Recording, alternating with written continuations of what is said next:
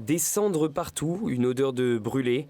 Le feu a endommagé l'accueil de la mairie de Coulennes dans la nuit de vendredi à samedi.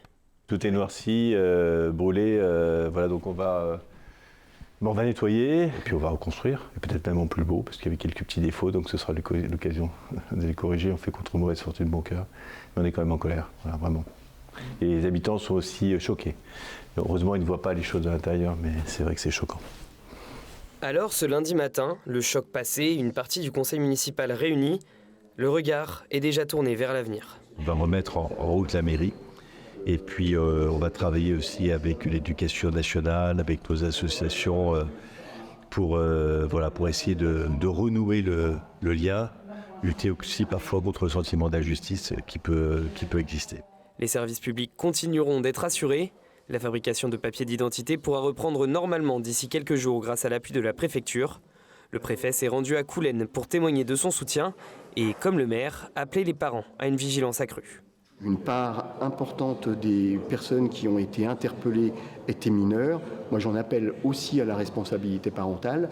La place d'un mineur entre 23h et 3h du matin, c'est d'être au domicile familial et certainement pas dans la rue. La rue, cet après-midi, était-elle remplie d'élus ? Sur les marches de l'hôtel de ville, beaucoup sont venus apporter leur soutien. Pour nous, les élus de la Sarthe, on s'est sentis agressés. Quand on a attaqué la mairie de Coulennes, on a attaqué l'ensemble des mairies sartoises. Parmi les quelques 300 personnes présentes, plusieurs sont venus exprimer leur colère, leur émotion, leur crainte. Qu'ils ne fassent pas les conneries, franchement. Oui, on est beaucoup plus avec les petits, mais les grands là, ils ont dépassé les limites. Ils ne nous écoutent plus. C'est pas normal qu'on s'en prenne à un monument de l'État. Ça nous appartient autant qu'à l'État. Et c'est nous qui l'avons payé, cette mairie.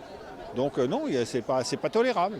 Je comprends cette colère, mais de la violence, non, je ne la cautionne pas du tout, aucune violence. On s'est dit qu'il fallait venir quand même, parce qu'on ne peut pas laisser s'installer ou faire croire que tout le monde est d'accord avec ce qui se passe en ce moment. C'est vrai que ça fait quand même un peu peur, ça. Beaucoup de riverains et de commerçants alentours se disent inquiets quant à la suite des événements. Les forces de police restent encore mobilisées.